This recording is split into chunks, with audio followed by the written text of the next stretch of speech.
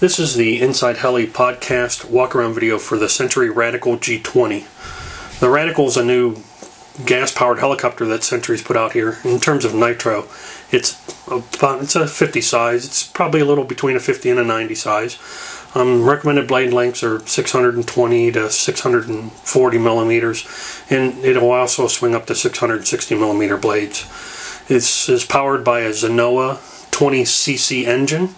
I haven't made it up with the Century pipe that they recommend for this engine, and let's get the hood off of it and take a look at it.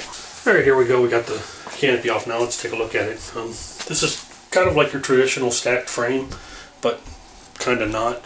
There's a CNC aluminum skeletal system that runs through here, so you're not totally relying on the side frames for the strength of the helicopter. I gotta say, this is probably one of the better helicopter designs that I've seen yet, because there's just plenty of room.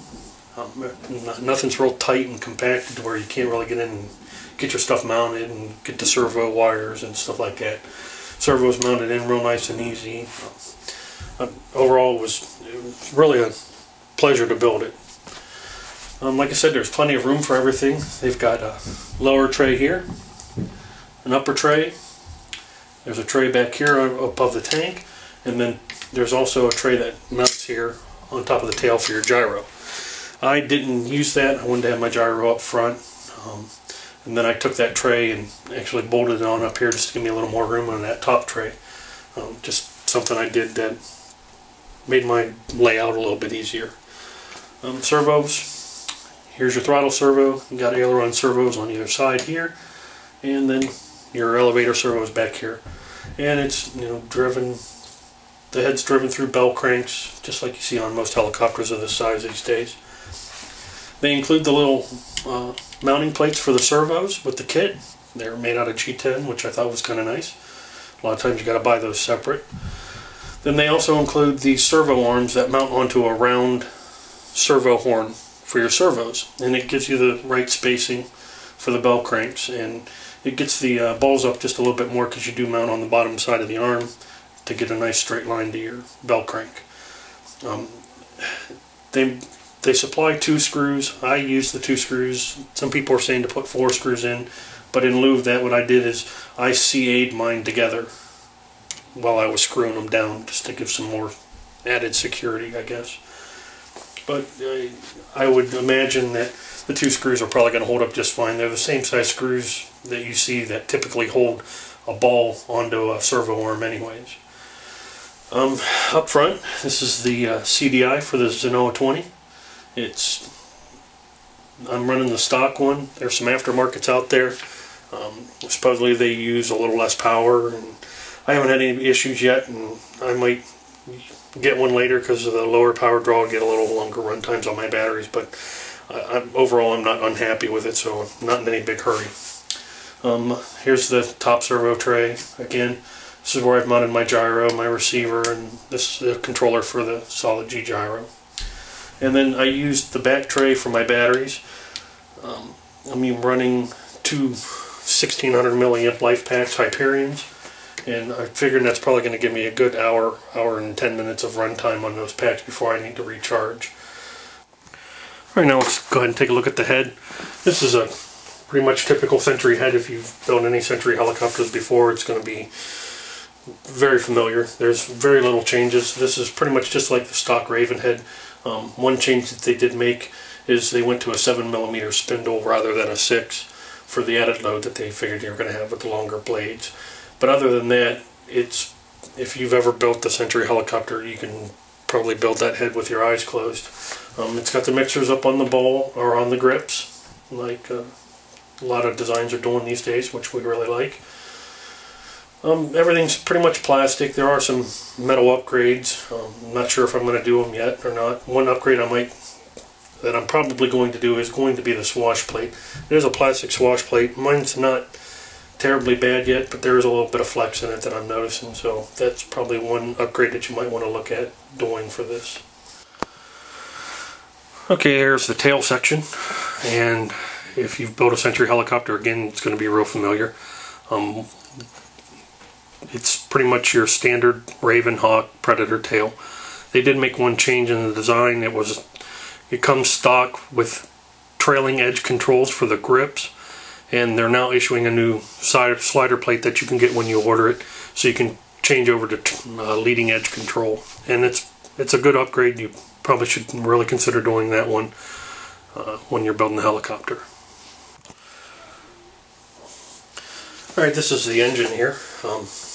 They provide you with the arm for the servo, so that's something you don't have to buy.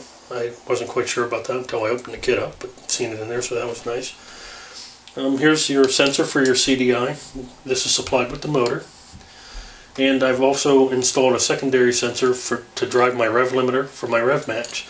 And I'm using a Spectrum backplate sensor. Now the nice thing about that is it'll run off of the stock magnet that's already installed, so you don't have to install a separate magnet.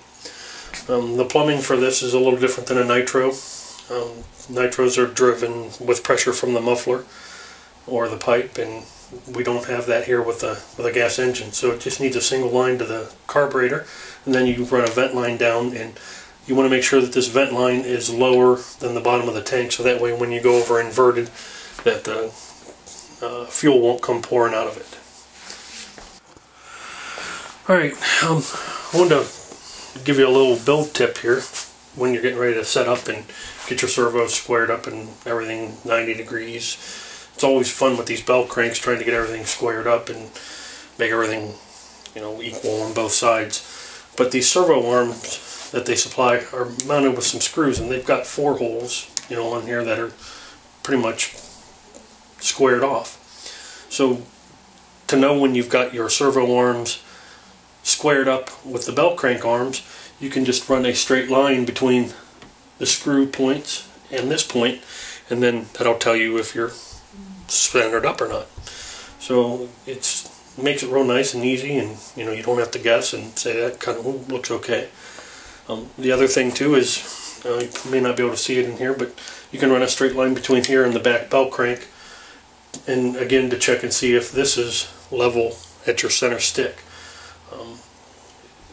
All the bell cranks are mounted at the same height in relation to the swash plate, so that it makes it nice to be able to square everything up and see where you're at with your servo alignments and stuff like that. Alright, now I figure I'd give you guys a little closer look at this airframe. Being back here on the tripod, I'm sure it's kind of hard to see kind of the details, but up front, let's see, up front here we got the CDI mounted, and then up on this top tray here you can see the electronics. And I've taken and opened up some of the slots on that tray to bring my wires up through for my servos and stuff, to keep everything nice and neat and tucked away down in the bottom. One thing I noticed, or kind of realized when I was putting it together, at some point I might want to be able to pull that front apart, and I don't want to have to refeed wires and fish wires out of the way and stuff like that. So all the connections that I brought from the back are set up with servo extension leads here, so I can just pull those 4 apart and pull that front piece off and not have to worry about rerouting wires or anything of that nature. And as you can see, I don't have the servo tray on there. The tail boom, the tail servo is mounted on the tail boom.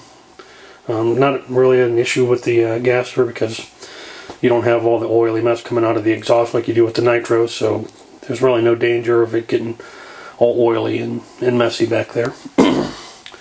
If you look close again here, you can see where I have my connections for the batteries to take power up for the CDI and the receiver and stuff like that. So I put it back there so I didn't have to have any switches or anything like that. I can just plug them in and tuck the wires away and go fly. And that's really about it. I mean, it's really a nice simple design. Goes together nice. And we'll take a look here at this side. Here's the pipe, and a little better view of the wires for the batteries. Alright, well, that's been the walk around video for the Gasser the Radikal G20. I hope this was helpful and give you guys some more information about it, and have a good one.